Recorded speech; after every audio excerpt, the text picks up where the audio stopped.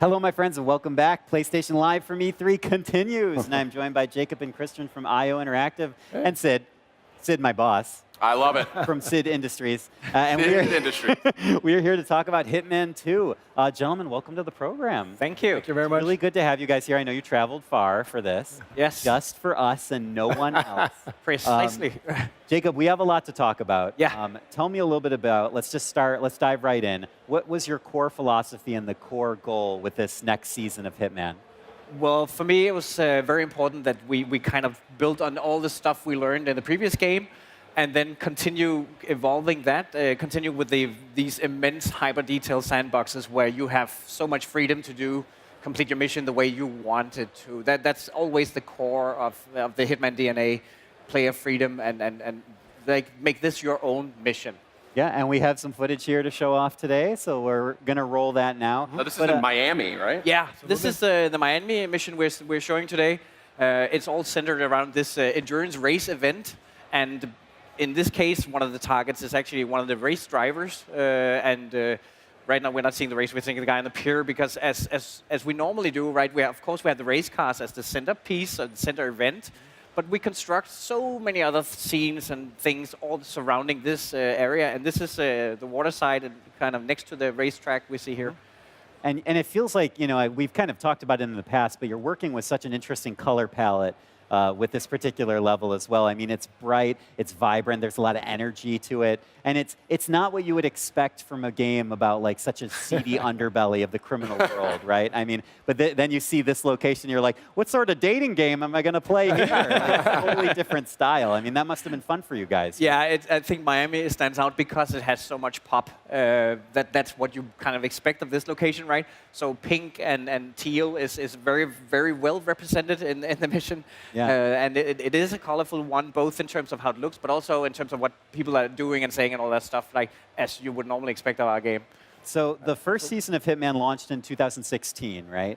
To critical acclaim and to fan acclaim as well. I'm curious what sort of lessons you guys learned and what key learnings you had from the whole run of the first season and all the content that you distributed afterwards that you're kind of bringing and incorporating into this. Well, first of all, we've looked quite a lot on what people are doing in the game and how are they playing and how are they kind of approaching the different problems in the game. So on one part of this, we have how do we design the missions and how do we make them better? How do we present the problems better to the player and all that stuff? And then we had the entire live tail end with the escalations, the elusive contracts, the ones that were present for a short amount of time and then disappeared. We've taken kind of a lot of experience in from that, and that's all being incorporated in how we built this new title. I also think just watching Hitman 2 coming into existence is also watching a team that has sort of come through building the entire previous Hitman game, where we were bringing back a formula that actually hadn't been in the game for almost a decade. So this time around, it feels like just watching Miami, for instance, if we had said to ourselves back then, we're going to build a huge Miami location, and on top of it, we're going to do an endurance race, and one of your targets is the driver. It would have been impossible back then. But it's a testament to just how much the team has grown as well, that we are able to do an incredible level like this time around. This is your employee review right now. I live on stage. Yes.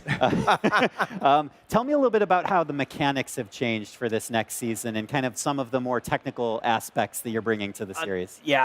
First of all, a lot of things has happened underneath the hood. Systems have been kind of revised and updated and improved. Most notably, I think that we can point at the crowds, where in the previous game, the crowds didn't really help you as a player, and now you can as 47 he can blend into the crowd. So if you get into trouble, you can dip into the puddle of people, and then the guards will search the crowd and try to find you, and then you kind of have a game of cat and mouse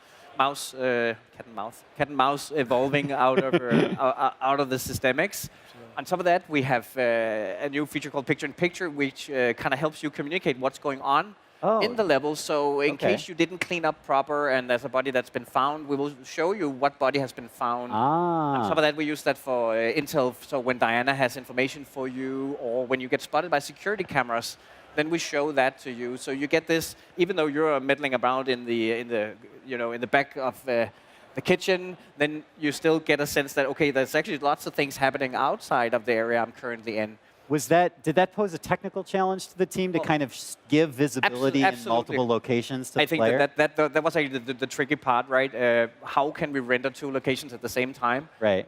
But they really, But you did it. They deliver, and now it's really awesome. Can't wait to kind of people to play around with it and see, you get a lot of information. But then there's also kind of I think one of the biggest fan favorites, and that's the sniper suitcase is coming back now.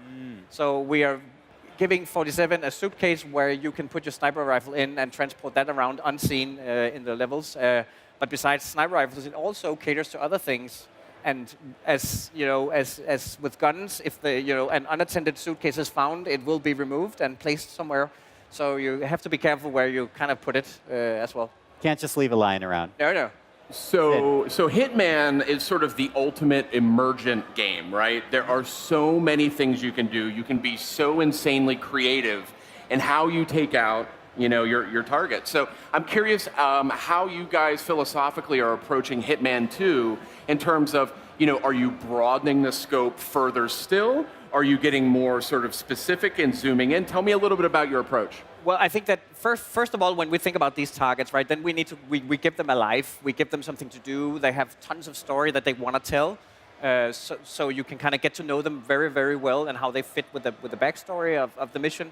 But in terms of how you get to them, then of course we have a race, and she's racing. That of course, okay, so the race cars, they need to crash and so on. But at some point she leaves the car, and then there are even more opportunities for you to get to this. So I think it's a fine balance of giving the players as many tools as we possibly can, as well as creating the big centerpiece, because we want you to be able to kind of figure out on your own what is my preferred way of dealing with this problem. And Oh, sorry, go ahead. Just to your point with the emergent game, I mean, we're showcasing Miami obviously right now, and we're trying to indicate to obviously the audience how many different ways there are of doing it. But I think what's wonderful is that we know that once it's in the hands of our gamers, they will do stuff that we never imagined, and it's always true. I mean, we've come to know, obviously, that it's a fact that they will find ways, but even in one back then, there's so much just people sharing these crazy things where we go like, we didn't even know you could do that, because a lot of our game mechanics are very systemic. Water will interact with electricity, fuel with fire, and so on and so forth.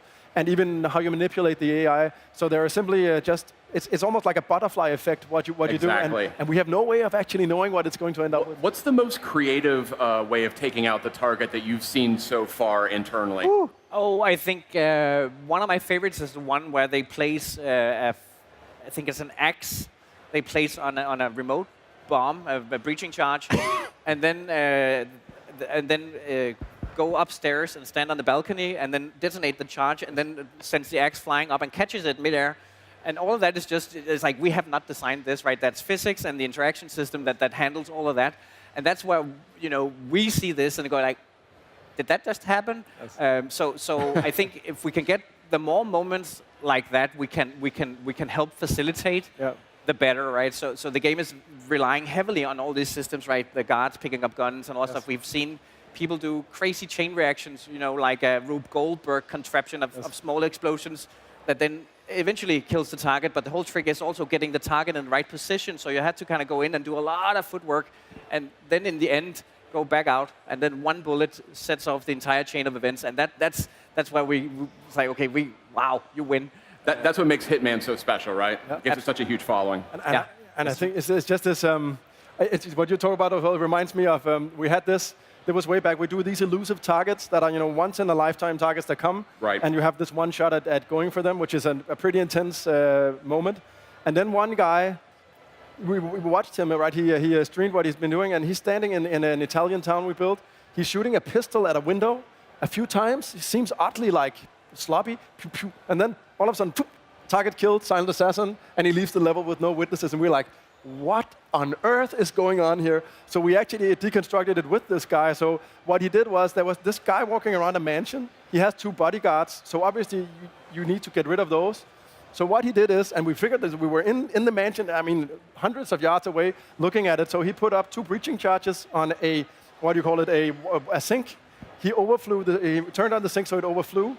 The two bodyguards notices this sink that's out of place. One of them takes one breaching charge and goes back to the safe depot with it. The other security guard takes the next one. And by this point in time, our sort of assassin over there in the tower knows it's time to strike. So what he has done is he's placed, as you talked about, a daisy chain of explosives that goes from the chimney up on the other floor and then down to the area with the sink. Unreal. Yeah. And he shoots a few times to hit that explosive, and then it goes, and then the target dies alone. Took them all out. Yes. Took them all out. And we were like, we couldn't even, describe what that was. And I think Please give that player a medal. You should nail it. absolutely. Before I let you guys go, I think Hitman is going to be available to pre-order soon, if not now, right? Actually, the game is out November 13. And if you pre-order now, then you get access to the new game mode called Sniper Assassin, which is a sniper experience. And for the first time in the franchise, we also introduce a co-op game mode. So you can play Sniper Assassin with a friend. So co-op sniping. Very nice. Available Thank you today. so much, guys. So Jacob, Christian, Sid, Yeah. it's great having you guys to talk about Hitman, the next season of Hitman, coming November, correct? Yeah, November 13th. 13th. Yes. Gentlemen, thank you for being on the program with us. Thank you for having So us. appreciate it, and thank you everyone for watching. We have much more coming up from PlayStation Live from E3. Stay with us. PlayStation